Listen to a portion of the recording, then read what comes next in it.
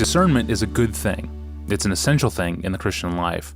But there's also a discernment gone wrong, something Pastor John addressed in his sermon on Romans 16, verse 17. What follows is a clip from his sermon, Watch Out for Those Who Lead You Away from the Truth, preached on November 5th, 2006. Here's what he said.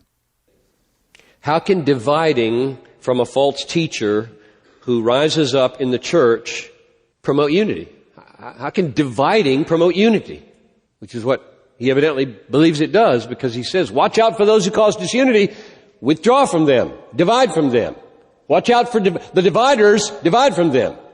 The only way you can make sense out of that is to believe there's some kind of division that's right and some that's wrong, and what's wrong is the kind, or what's right is the kind that's based on those people having left the doctrine.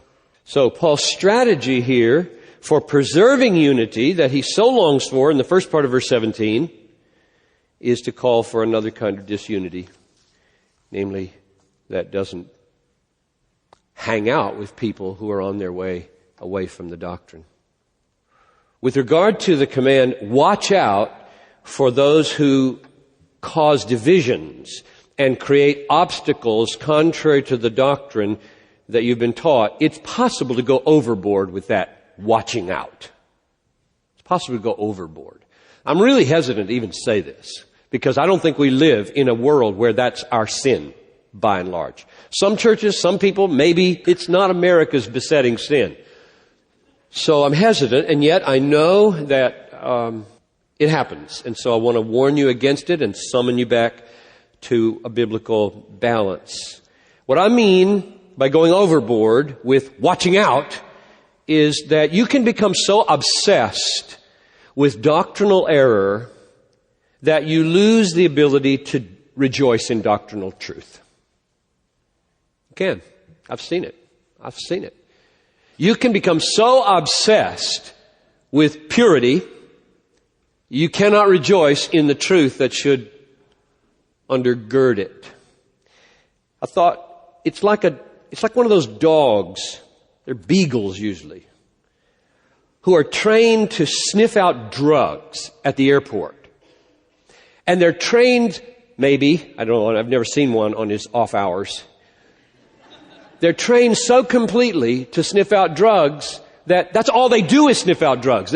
If you come into their house, they just go sniffing at you, sniffing your purse and sniffing at your pockets and sniffing at anything you have in your hands. Well, this is not a way to welcome people in the church. So it's possible to become so obsessed, be so trained in drug sniffing that all you do is sniff drugs.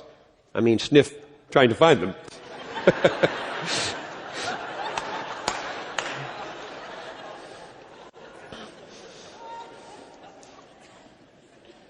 And I don't want us to go there as a church. I don't want to be there as a person.